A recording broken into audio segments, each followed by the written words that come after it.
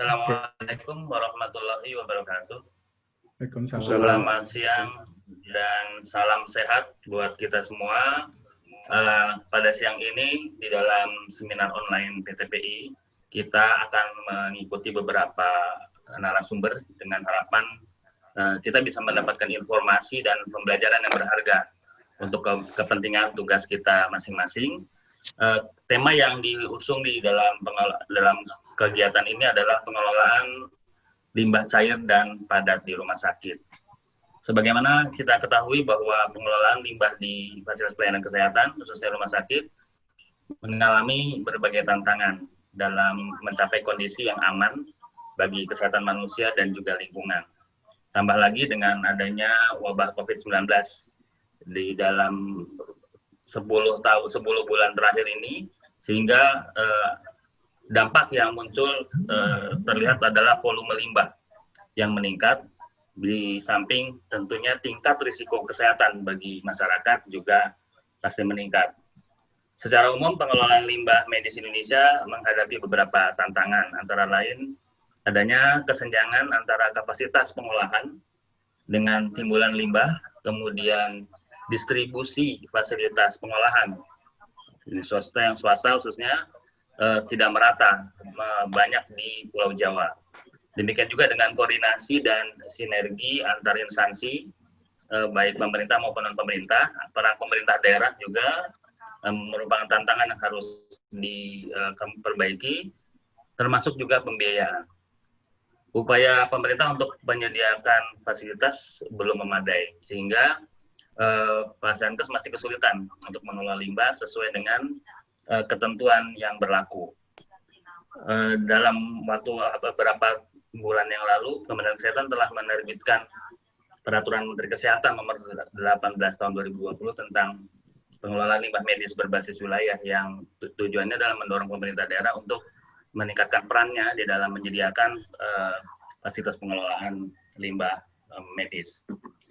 Selain itu, secara spesifik di dalam pengelolaan limbah, rumah sakit juga dihadapkan pada persoalan bagaimana memilih teknologi yang tepat untuk limbahnya, merencanakan tata kelola operasional dan pemeliharaan yang efektif dan efisien, serta berbagai hal yang berkaitan dengan dukungan terhadap pengelolaan limbah, baik sarana prasarana maupun sumber daya manusianya.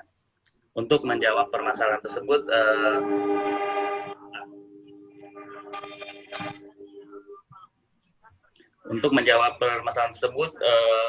di dalam kegiatan ini kita menghadirkan 3 materi, yaitu pertama, konsep pengelolaan limbah rumah sakit, kedua, implementasi di dalam pengelolaan limbah di rumah sakit, kemudian juga teknologi pengolahan limbah rumah sakit, baik limbah cair maupun limbah padat. Pertanyaan di dalam kegiatan ini mohon disampaikan, pertanyaan dari peserta mohon disampaikan di dalam Q&A supaya mempersingkat waktu ya Bapak Ibu sekalian. Kemudian dalam konsep ini, dalam kegiatan ini, materi pertama akan disampaikan adalah konsep pengelolaan limbah padat dan cair di rumah sakit. Untuk itu kami menghadirkan Bapak Insinyur Muhammad Nasir MSI yang akan menyampaikan tentang konsep pengelolaan limbah padat dan cair di rumah sakit. Kita satu-satu walaupun dalam konteks panel. Bapak Insinyur Muhammad Nasir SMMSI, lahir di Tegal tanggal 29 Desember tahun 1965. Beliau sekarang bertugas sebagai Ketua Subkomite Pengembangan Komite Penelitian dan Pengembangan LLUP Persahabatan, dan juga sebagai anggota Komite Etik Penelitian Kesehatan. Pengalaman beliau cukup banyak. Pengalaman pendidikan, S1 di Fakultas Teknik, jurusan Teknik Lingkungan Universitas Syahid, kemudian S2 di Program Magister Ilmu Lingkungan Universitas Indonesia. Pak Nasir punya pengalaman cukup banyak. Mungkin yang perlu saya sebutkan justru bukan yang tertulis di dalam CV-nya, tetapi yang pernah kerjasama dengan Kementerian Kesehatan. Beliau adalah yang mendesain Permenkes 7 tahun 2019, dan berbagai beliau juga pernah mendesain pedoman pengelolaan limbah kerjasama WHO dengan Kementerian Kesehatan. Untuk mempersingkat waktu kepada Pak Nasir, mohon untuk pencerahannya apa saja tantangan yang harus kita jawab di dalam pengelolaan limbah padat dan cair rumah sakit. Kemudian bagaimana merencanakan, melaksanakan, mengawasi, mencatat dan mengevaluasi pengelolaan limbah padat dan cair di rumah sakit. Untuk itu kepada Pak Nasir kami persilakan untuk menyampaikan paparannya.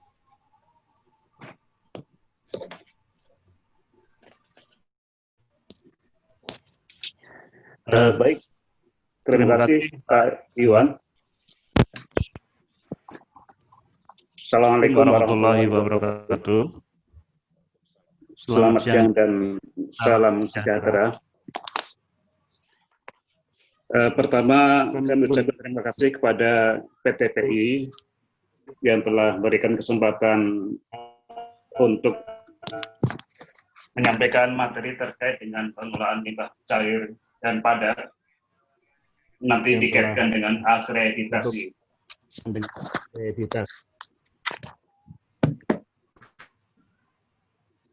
Maaf, suara saya jelas nggak ya? Mohon maaf, suara saya jelas nggak ya?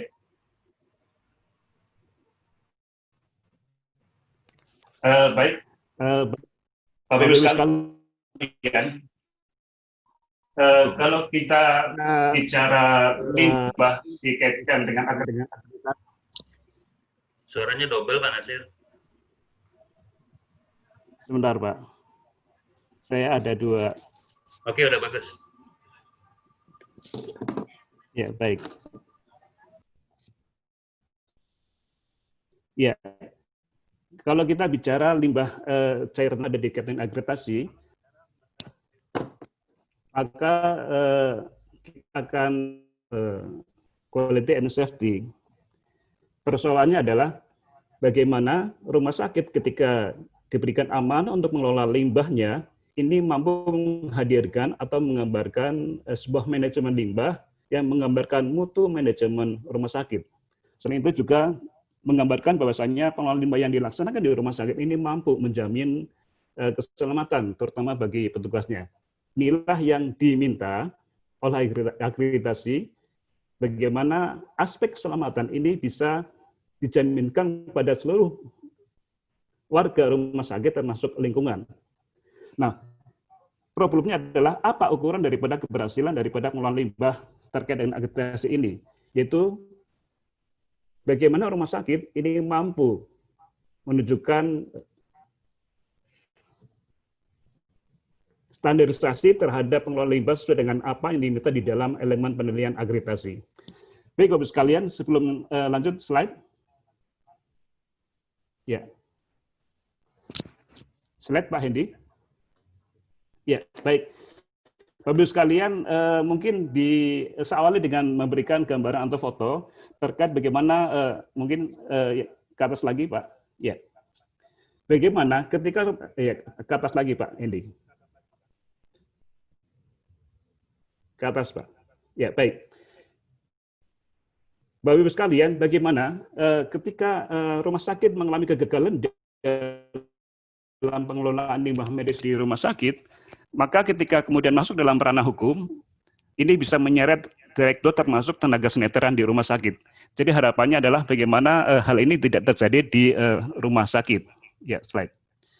Kemudian di foto berikutnya, ya, kita melihat bagaimana terkait dengan limbah COVID yang sekarang sedang dicermati oleh Kemenkes maupun di Kementerian KLHK. Saat ini sering dialami di daerah bahwasanya sering ditemukan limbah COVID di lingkungan termasuk di sungai-sungai di berbagai daerah.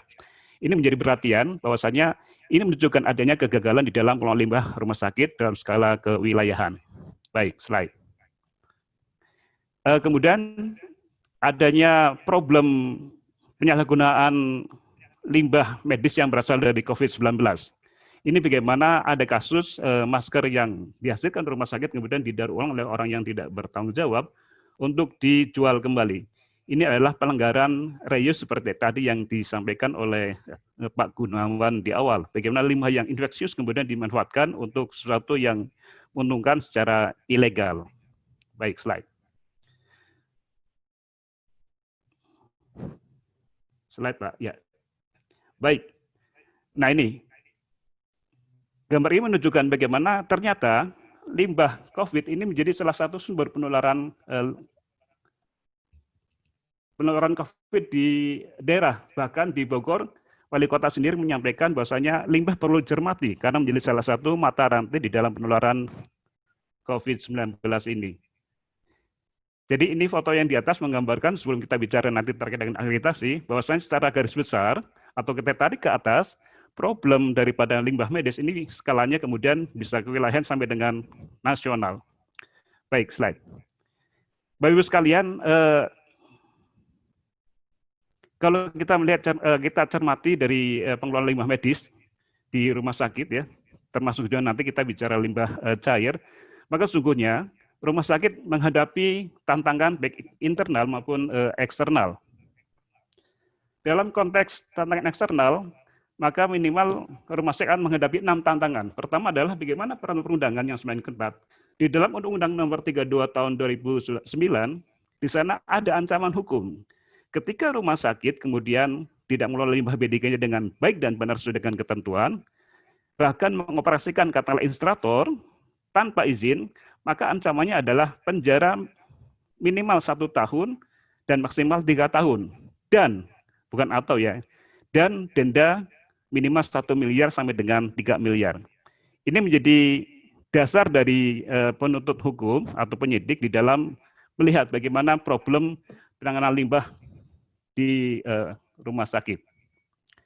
Yang kedua adalah tuntutan hukum pidana. Ini banyak kasus terkait dengan rumah sakit yang dibawa dalam ranah hukum pidana.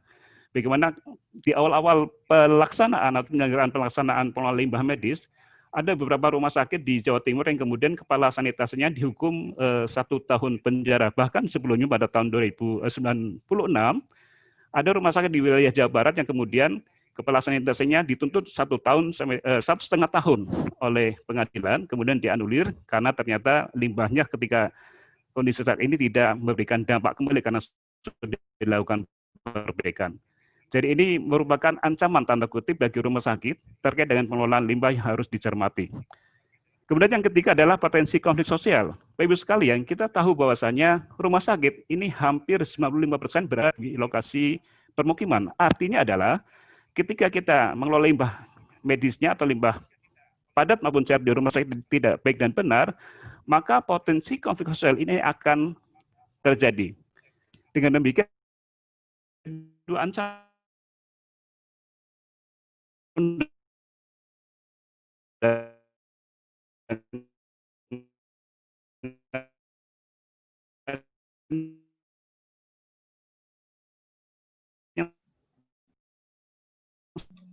sudah membawa masalah limbah kepada deliknya ada satu rumah sakit menunjukkan dokumen-dokumen yang bisa dihadirkan ketika dilakukan survei oleh surveyor rumah sakit.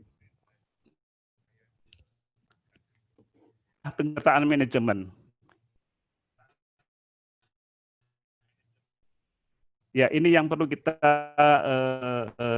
cermati lagi. Ya, slide. Slide.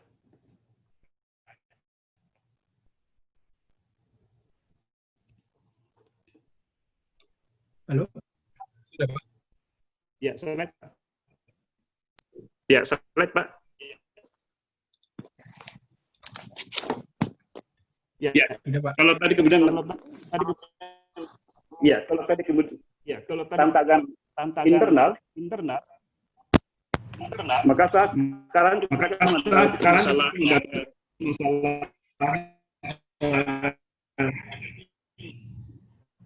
risiko dari kejanggalan teknis pengelolaan limbah di rumah sakit. Sekalian kita melihat di dalam Pak Nasir, suaranya kurang jelas. Pak Nasir, Suaranya kurang jelas. mohon izin.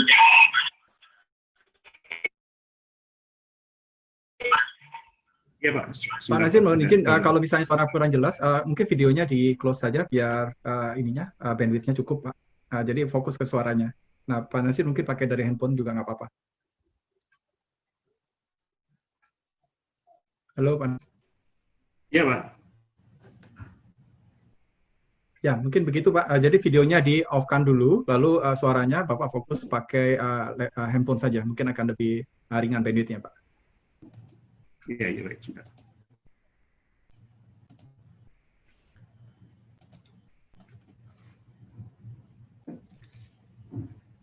Iya. Bagaimana, Pak? Sudah ini, Pak? Oke, oke, sudah mulai bagus, Pak.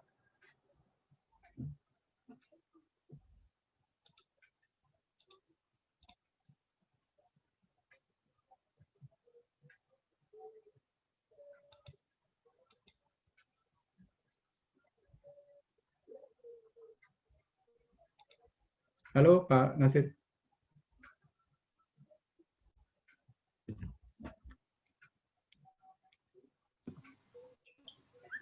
Pak Nasir. Halo, Pak Nasir.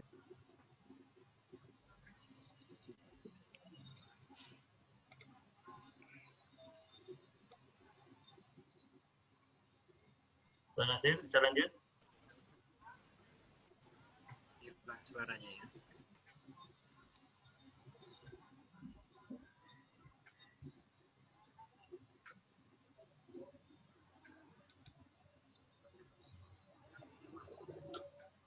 Halo, Pak Nasir.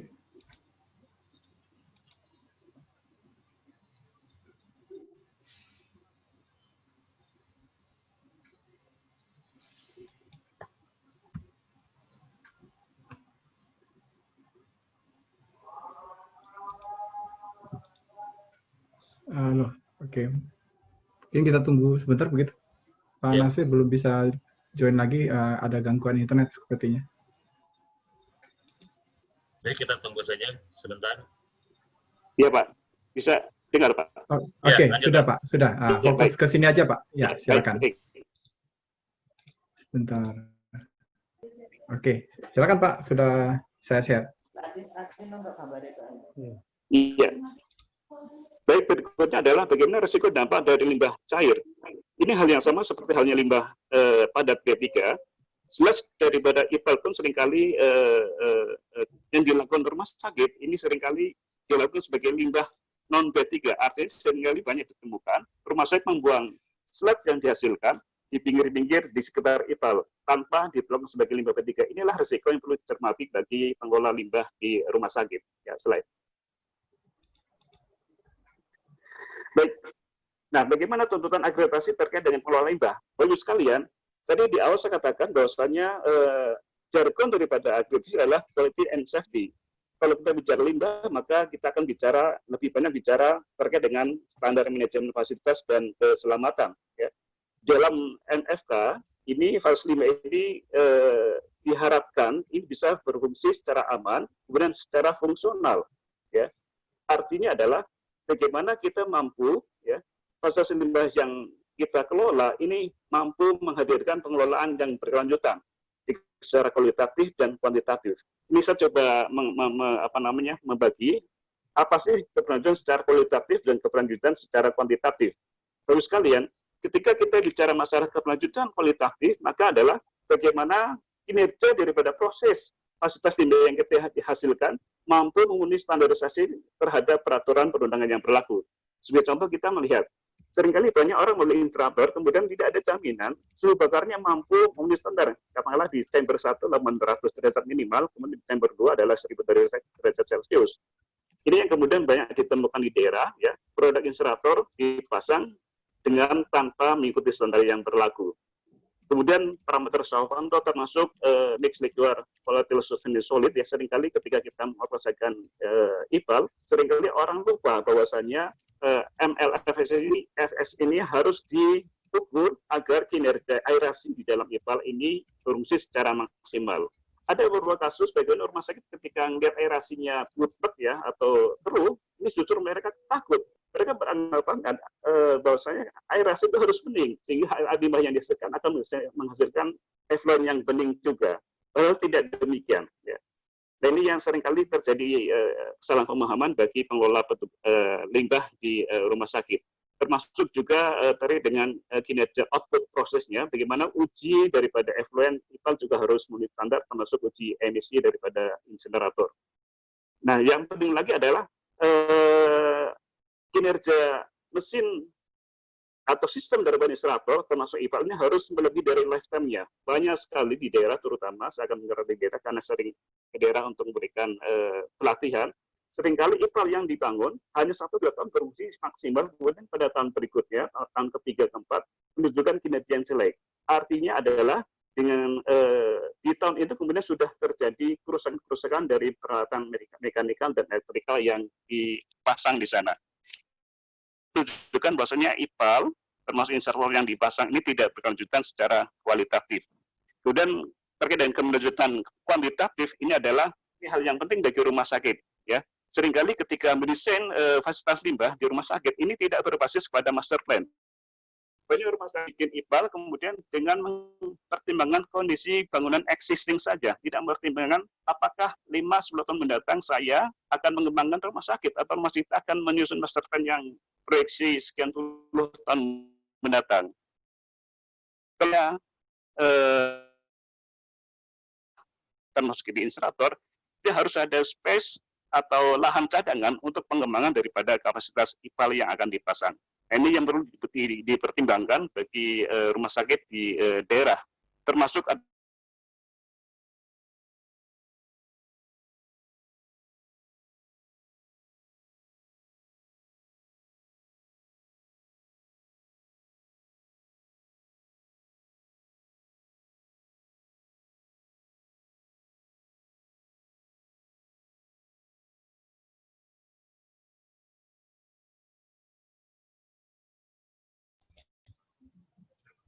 Halo, Pak Nasir? Hilang.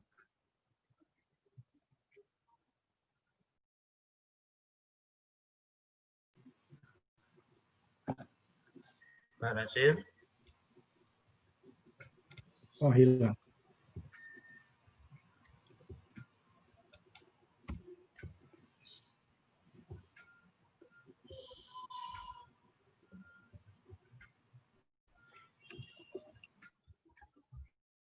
Oke.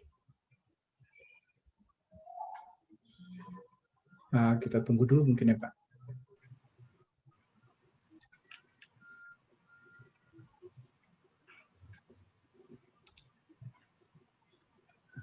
Oke, mungkin. Mbak kelihatan, Pak Nasir keluar berarti ya? Ya, sudah nggak tahu, belum bisa join. Hilang koneksinya. Oke.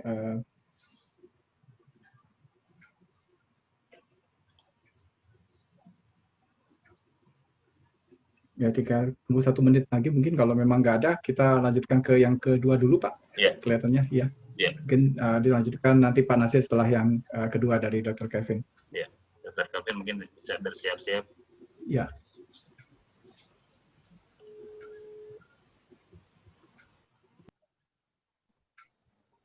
Oke, saya kira kita bisa coba.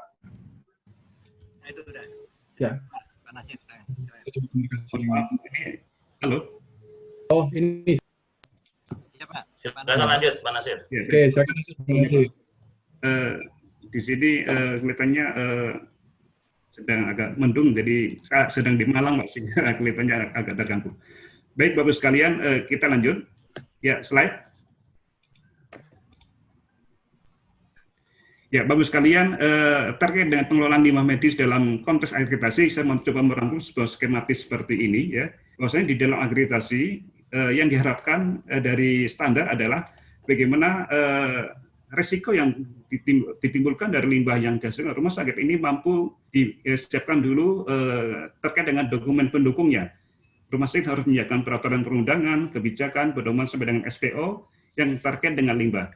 Kemudian resiko ini harus dikurangi dampaknya dengan kegiatan mitigasi atau penyusunan program dan implementasinya. Tentunya di dalam penyusunan program terkait dengan pengelolaan limbah, ini cukup luas dan banyak aspek yang harus disusun, diprogramkan sehingga di dalam akreditasi maka diharapkan rumah sakit mampu menyusun risk register. Itu sebuah manajemen risiko yang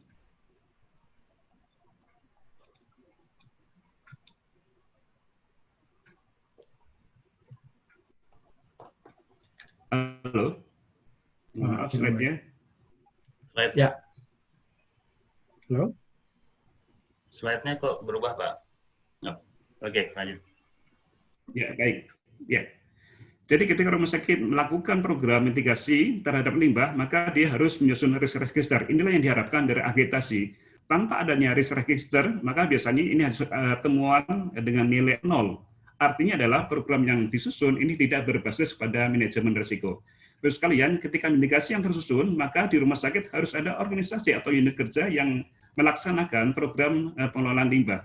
Tentunya Anda atau kita semua harus menghadirkan sebuah suatu organisasi yang formal, kemudian dilengkapi dengan peran tugas dan tata kelola organisasinya, termasuk bagaimana Anda mampu menyusun program kebutuhan SDM, termasuk kebutuhan program pelatihannya. Ini yang diharapkan dari.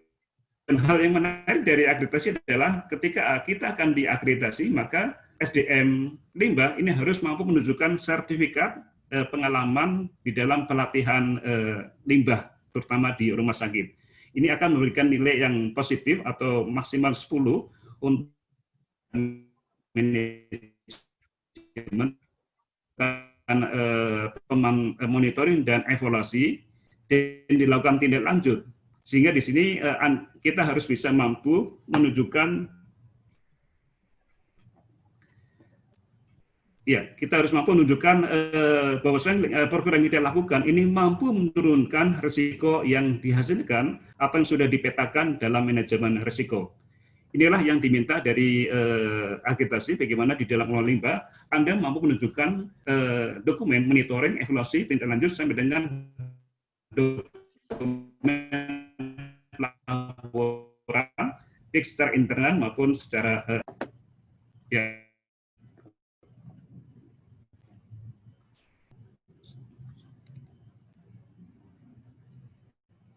Slide, Pak.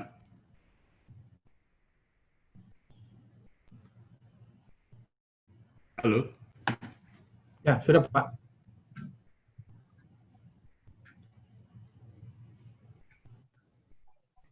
Ya, baik. Bapak sekalian, nah ini yang tadi disinggung terkait dengan masalah limbah COVID-19 di rumah sakit. Saya membayangkan kalau akreditasi rumah sakit kemudian dilakukan pada masa pandemi, yang diperkirakan pandemi tidak masa terakhirnya kawan tidak tahu, ya, maka di dalam akreditasi tentunya akan berfokus bagaimana rumah sakit mampu mengelola limbah COVID secara baik dan benar. Bapak sekalian, banyak yang dicermati dari cara pengelolaan limbah COVID-19 di rumah sakit. Seringkali orang berpandangan bahwa limbah medis adalah limbah COVID, ya. Padahal ya banyak limbah non medis yang kemudian diperlukan sebagai limbah medis. Sebagai contoh misalnya kemasan bahan makanan dari pasien COVID, ya, termasuk tisu pasien. Bahkan sekarang mungkin ke depan akan ada vaksin COVID, ya. Ini harus diperlakukan sebagai limbah medis. Sehingga harapannya limbah yang dihasilkan ini mampu mereduksi problem yang dihadapi rumah sakit, baik problem infeksi, problem K3, maupun problem pemanfaatan kembali dari secara ilegal dari limbah COVID. Kita tahu bahwasanya nanti rumah sakit akan tertumpuk di sana, ya. Kalau misalnya COVID jadi dilaksanakan pada tahun depan, ya, maka vaksin COVID ini bisa menghasilkan limbah, ya. Karena kalau itu berbentuk ampuls, maka ini bisa dimanfaatkan kembali. Bagaimana kasus tahun 2017, ya, kasus ampuls dimanfaatkan oleh orang yang tidak bertanggung jawab, kemudian dijual kembali sehingga muncul vaksin-vaksin palsu yang merugikan bagi masyarakat. Makanya ketika kita akan melakukan pengelolaan di rumah sakit, maka acuan yang digunakan bisa menggunakan acuan dari surat Men LHK sampai dengan surat edaran dan seterusnya. Termasuk nanti kita menggunakan surat terkait dengan keputusan Menteri Kesehatan, ya, terkait dengan pedoman pengelolaan limbah COVID yang ada di rumah sakit. Ya, slide.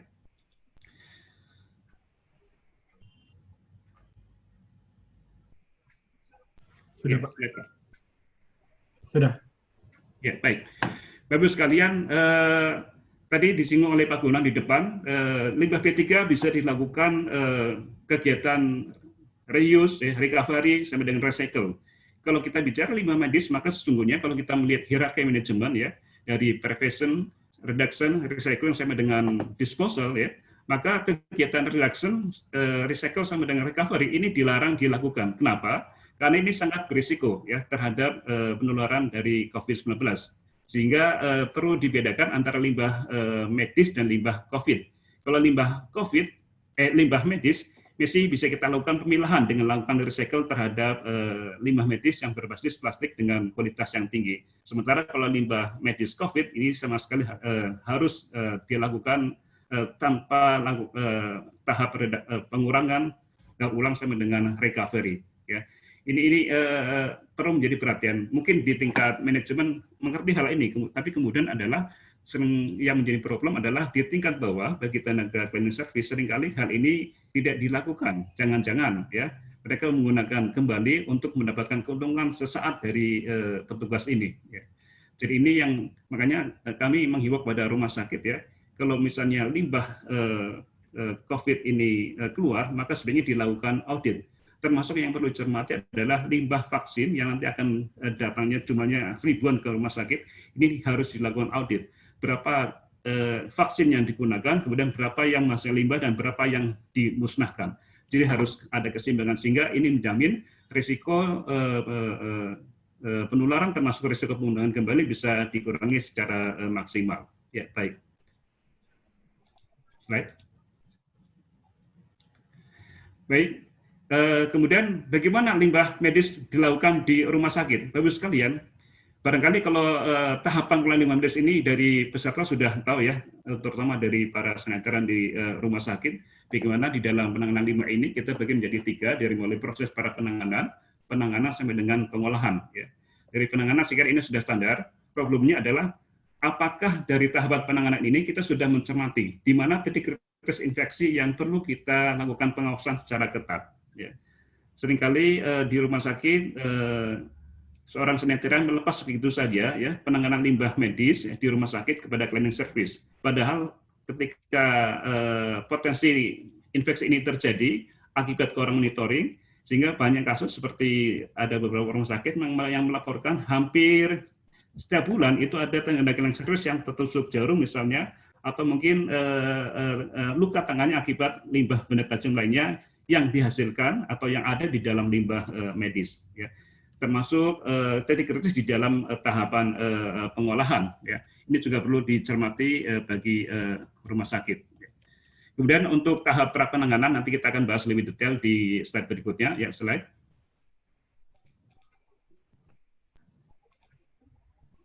Ya, sudah Pak. Ya, baik. Untuk limbah cair, Bapak Ibu sekalian, saya kira limbah cair juga saya kira ini sudah standar skematik bagian alir pengolahan limbah cair. Bagaimana pada umumnya limbah cair dari berbagai sumber di rumah sakit di pretreatment ya, untuk isi menggunakan grease trap, untuk laundry ada pretreatment secara khusus ya. Kemudian setelah itu baru dilakukan pengolahan setelah terkumpul dalam bak pengumpul. Termasuk limbah-limbahnya lainnya, ini biasanya langsung ke bak pengumpul, termasuk ke bak kontrol, kemudian langsung diolah di instalasi pengolahan. Bagi kita yang perlu dicermati adalah terkait dengan akreditasi, bagaimana limbah dari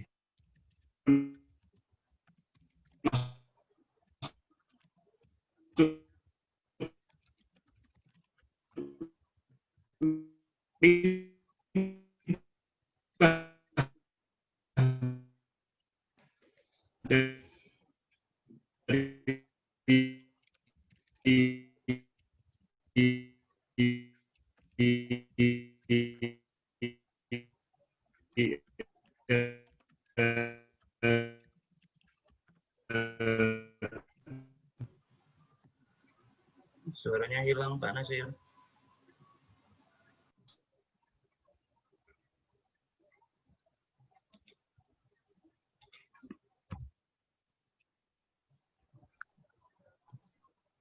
Iya, baik. Ya. Ya. Dia dengar Pak ya. Ya, sudah Pak. Ya, baik. Ya. Jadi yang perlu dicermati bagi petugas sanitarian di rumah sakit terkait dengan pengelolaan limbah cair di rumah sakit. Intinya adalah bagaimana tadi ya limbah disposal, limbah dari bed scrubber, termasuk juga limbah air hujan ini jangan sampai kemudian berkumpul masuk ke dalam atau terkoneksi ke dalam instalasi pengolahan air limbah. Ya, slide. Nah ini Bapak sekalian, tadi di skema di depan ada tahapan bagaimana sebelum kita mengolah limbah di rumah sakit, kita perlu melakukan tahapan identifikasi, klasifikasi, dan komunikasi. Ya. Di dalam identifikasi, kita perlu membedakan, ya, atau kalau terkait dengan limbah padat, tentunya kita harus selesai daftar inventory yang akan mengisi atau membedakan bagaimana limbah yang berasal dari apa, kita masuk dalam kategori B3 dan yang masuk kategori limbah non B3.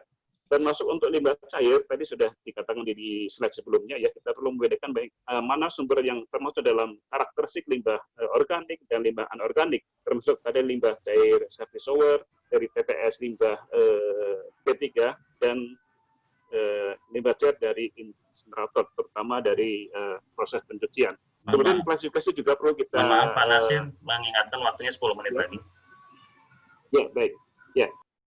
Kemudian di klasifikasi juga demikian, ya, antara limbah padat dan limbah cair ini juga dibedakan, termasuk komunikasi. Ini yang penting di dalam akreditasi. Dalam akreditasi, seluruh limbah dari sumber termasuk di fase pengolahannya, perlu ditempel atau disiapkan atau dilengkapi dengan simbol-simbol K3, yaitu simbol limbah B3, ya, simbol infeksius, mungkin ada mudah terbakar, beracun, dan seterusnya. Seluruh limbahnya harus dinotifikasi dengan simbol-simbol yang menggambarkan komunikasi antara sifat limbah dengan orang atau petugas yang menangani limbah B3. Ya, baik, tentunya, Pak. Ya, slide. Ya, Bapak sekalian, kemudian terkait dengan limbah penanganan limbah COVID-19 di rumah sakit. Kalau dilihat dari proses seluruhnya hampir sama, dari tahapan pewadahan, pengangkutan, sampai dengan penyimpanan dan pengolahan baik secara on-site maupun secara off-site. Ya. Yang penting adalah bagaimana di dalam penanganan limbah COVID ini, kegiatan ya, desinfeksi atau dekontaminasi ini harus dilakukan pada setiap tahapan penanganan limbah ketika di rumah sakit. Ya. Jadi begitu ketatnya limbah COVID karena memang ini disinyalir ya dengan karakter daripada virusnya ini masih mau menempel sekian jam di dalam permukaan limbah yang dihasilkan dari pasien COVID-19. Sehingga dengan demikian makanya pencerahan kepada petugas clean service dalam tahapan penanganan di dalam rumah sakit, termasuk pencerahan kepada petugas transporter yang membawa, termasuk juga petugas pengolahan, ini harus diberikan pemahaman bahasanya penanganan limbah medis dengan limbah medis COVID ini harus dibedakan penanganannya, sehingga benar-benar akan menjamin keselamatan bagi petugasnya. Ya, slide. Berikutnya adalah terkait dengan sistem pengolahan limbah. Kira-kira dari 3 sistem, onset, offset, atau kombinasi antara onset dan offset dari limbah ketika yang dihasilkan rumah sakit, kira-kira mana yang harus dipilih oleh rumah sakit? Tentunya banyak pertimbangan yang harus disiapkan atau perlu dicermati bagi rumah sakit. Ya. Di sana kalau minimal ada 4 hal yang perlu dicermati, baik masalah pembiayaan, ya, kemudian potensi pencemaran lingkungan, termasuk masalah perizinan dan konflik sosial. Ya. Dari 4 ini maka kita bisa melihat bagaimana pertimbangan di dalam menentukan sistem atau memilih ya, limbah medis yang dihasilkan di rumah sakit. Ya, slide. Tabel berikut akan menggambarkan ya bagaimana ya pilihan-pilihan ya. Kalau kita menggunakan pilihan onset dengan membeli insinerator, maka beban biayanya rendah, namun demikian beban pencemarannya tinggi.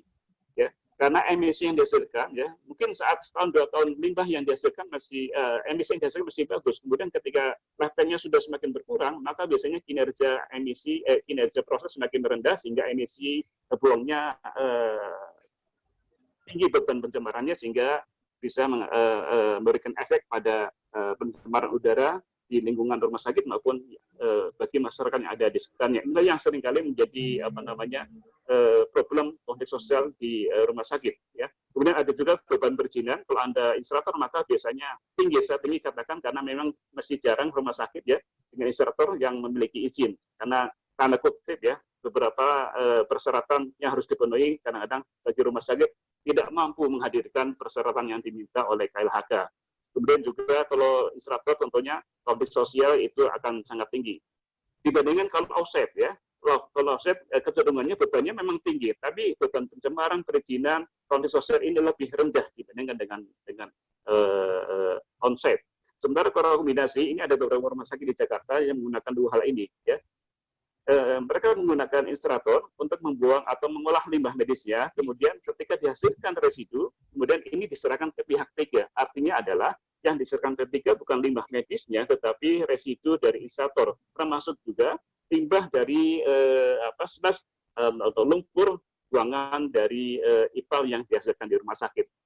Termasuk juga limbah B3 non medis ya, atau limbah B3 umum yang dihasilkan rumah sakit seperti aki bekas ya, mungkin termasuk oli bekas dan seterusnya, lembu-lembu yang dihasilkan dari kegiatan rumah sakit ya. Jadi inilah yang perlu dipertimbangkan.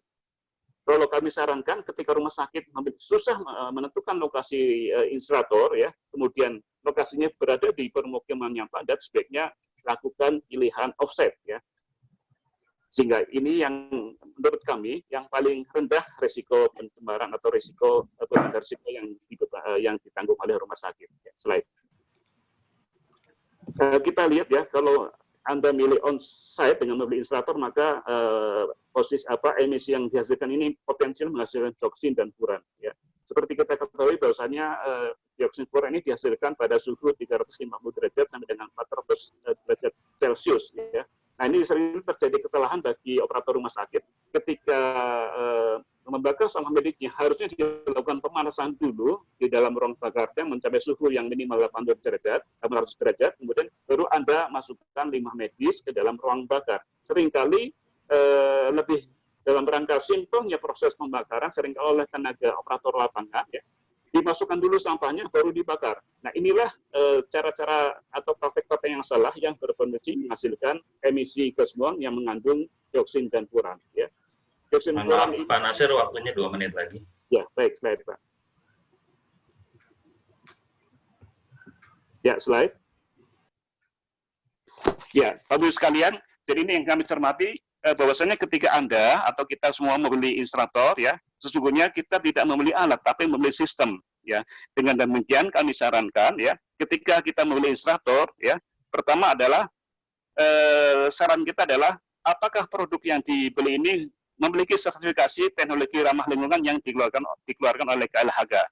Yang kedua adalah apakah unit prosesnya ya, termasuk materialnya sesuai dengan standar dan ketentuan yang berlaku ya. Dan apakah produk yang kita beli ya telah terpasang di rumah sakit lain dan telah memiliki izin. Ini harus dicermati. Dan yang penting lagi adalah ketika membeli mesin insinerator, maka Anda harus satu paket dengan pengurusan izin bagi vendor yang akan menyediakan mesin insinerator. Ya, slide. Ya, ini adalah jenis teknologi pengolahan limbah. Saya kira ini sudah banyak dipahami. Intinya adalah dari teknologi ini, ya, slide. Jadi teknologi IPAL ini intinya adalah terkait dengan akreditasi, maka aspek-aspek yang font berwarna merah ini yang harus dilakukan monitoring evaluasi bagi rumah sakit, dari mulai monitoring terhadap debit, ya, kualitas inlet, ya, perizinan termasuk kualitas outlet, dan ketentuan teknis terkait dengan fasilitas IPAL, ya, ada titik pengambilan sampel, ada titik koordinat, ya, termasuk simbol-simbol infeksius dan seterusnya. Juga kinerja sistem IPAL juga menjadi wajib karena ini terkait dengan kewajiban swapamto bagi rumah sakit untuk melaporkan kegiatannya kepada dinas LH setempat. Ya, slide. Nah, ini pertimbangan dalam pemilihan teknologi tentunya yang penting adalah dari nomor 1 sampai dengan 12 adalah mampukah IPAL yang kita beli ini menghasilkan mutu output sesuai yang stabil ya, dalam arti stabil memenuhi baku mutu yang dihasilkan oleh rumah sakit ya, dan sesuai dengan ketentuan yang berlaku. Ya, slide. Bapak sekalian, nah dari tahapan di atas ya tentunya yang harus jadi bagi senet. Bagaimana ketika kita mengelola risiko limbah di rumah sakit dan terhadap dampak dari pengelolaan limbah. Yang lebih penting adalah bagaimana kita mampu mengurangi probability atau frekuensi terjadinya risiko dari pengelolaan limbah di rumah sakit. Ya. Jadi ini yang perlu dicermati ya, karena di dalam Mohon maaf, Pak Nasir, waktunya habis.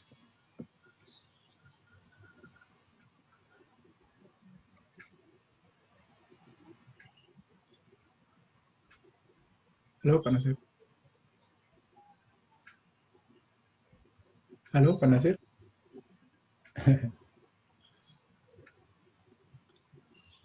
Hilang, Pak Nasir.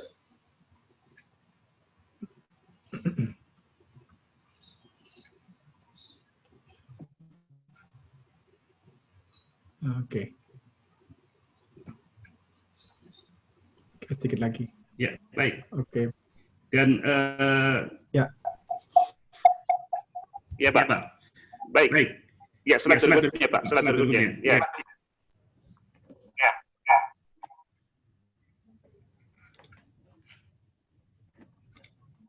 Ya, baik. Kemudian terkait dengan kesiapan manajemen, ya, tadi sudah saya jelaskan terkait dengan kesiapan teknis. Maka dalam konteks kesiapan organisasi dan perencanaan, ya, maka rumah sakit, ya, terkait dengan pengelolaan limbah ini harus benar-benar menyiapkan sebuah peraturan perundangan yang dimiliki oleh rumah sakit sehingga dipahami oleh petugas di lapangan, termasuk oleh manajer limbah. Kemudian adanya SK, ya, formal yang menentukan struktur apa yang diberikan kewenangan mengelola limbah, termasuk penyiapan tadi SDM yang bersertifikasi dan izin-izin harus lengkap. Di dalam akreditasi tentunya kita sudah tahu semuanya, ya. Ketika rumah sakit tidak memiliki izin IPAL, ya, izin insinerator, biasanya surveyor tidak akan melakukan kunjungan lapangan. Dimiliki dulu, baru kemudian mereka melakukan kunjungan lapangan. Karena izin IPAL, izin insinerator menjadi pintu masuknya kegiatan akreditasi ini akan berlangsung di rumah sakit. Ya, slide. Mohon maaf, Pak Nasir, dipercepat, waktunya sudah habis. Ya, slide lagi Pak. Ini saya kira hal biasa, ya. Terakhir adalah tentang program kerja mantap rumah sakit, Bapak Ibu sekalian. Dari sekian banyak beban, ya, petugas rumah sakit terkait dengan pengelolaan limbah, ya, banyak hal yang harus dimonitoring. Ya. Bagi rumah sakit, tentunya kita harus membedakan mana kewajiban-kewajiban terkait dengan limbah yang bersifat mandatori dan mana yang bersifat voluntary. Ya. Untuk mandatori artinya adalah ini diminta betul sesuai dengan peraturan undangan dan diminta betul sesuai dengan kebijakan dinas LH setempat. Ya. Untuk limbah jar tentunya tentang debit, ya, tentang pengiriman kualitas air limbah inlet dan outlet, ya, untuk melihat kinerja IPAL, ya, serta efisiensinya, termasuk kesiapan fasilitas limbah ini harus lengkap. Ya. Juga untuk limbah medis, ya, untuk yang bersifat mandatori, bagaimana kita harus menyiapkan notebook neraca limbah B3, termasuk nanti e-manifest juga harus disiapkan, sehingga ketika semuanya siap, maka pada masa depan akreditasi ini akan mengcover, ya, atau akan menilai kebijakan-kebijakan limbah medis atau limbah B3 yang terkini, ya, yang belum terakomodir di dalam elemen penilaian daripada standar akreditasi rumah sakit. Ya, terakhir, terus kalian ya, slide. Ini adalah indikator keberhasilan, ya, dan ini adalah sebuah kegiatan sudah dilakukan oleh Kementerian Kesehatan pada tanggal 13 November yang lalu, ya. Bagaimana slide berikutnya aja, Pak. Ya, slide. Ya, dalam ini saya ingin mengatakan bahwasanya terkait dengan limbah, ya, ini negara sudah hadir. Bagaimana berbagai menteri, ya, baik Menko maupun menteri lainnya, ini telah hadir dan bicara tentang limbah, termasuk juga Kepala BNPB. Ya. Artinya adalah limbah medis di rumah sakit ini sudah menjadi perhatian nasional. Dengan demikian harapannya adalah kita lebih bersemangat, ya, terkait dengan dukungan secara nasional bagi para pejabat yang terkait dengan limbah medis. Saya kira demikian yang bisa saya sampaikan. Sebelumnya mohon maaf karena memang internet atau di sini agak bermasalah. Sementara demikian, terima kasih. Kami kembali ke moderator. Assalamualaikum warahmatullahi wabarakatuh. Waalaikumsalam warahmatullahi wabarakatuh. Terima kasih Pak Insinyur Muhammad Nasir MSI atas pencerahannya. Beberapa hal yang mungkin perlu ditekankan adalah bahwa pengelolaan limbah di rumah sakit ada tantangan eksternal dan internal, kemudian ada juga tantangan atau kebutuhan untuk akreditasi, berkaitan dengan risiko kegagalan, perlu dilakukan identifikasi risiko dan juga mitigasi. Di dalam hierarki manajemen limbah medis, khusus untuk limbah COVID, tidak diperkenankan beberapa tahap hierarki dilakukan, sehingga perlu kehati-hatian. Di dalam limbah padat, pengelolaan limbah padat ada 3 tahap: penanganan, pengolahan. Kemudian pada limbah cair ada persiapan, pengolahan dan juga pengolahan. Untuk memilih pengelolaan limbah cair, limbah padat, limbah B3, kita dipilih ada 3 pilihan, yaitu on-site, off-site, dan juga kombinasi. Yang perlu dipertimbangkan adalah biaya, aspek pencemaran lingkungan, perizinan, dan juga adanya potensi konflik sosial. Membeli alat di dalam pengelolaan limbah medis adalah membeli sistem, sehingga tidak sekedar mendapatkan alat. Kemudian juga pertimbangan pemilihan teknologi disampaikan oleh Pak Nasir, ada beberapa yang harus ditinjau ketika kita membeli. Yang terakhir adalah di dalam MONEF ada 2 hal yang perlu dilihat, yaitu MONEF dalam kategori mandatory atau yang wajib, dan juga yang voluntary. Pada kondisi tertentu kita mendahulukan yang mandatory. Demikian yang sedikit bisa saya simpulkan. Terima kasih Pak Nasir atas pencerahannya.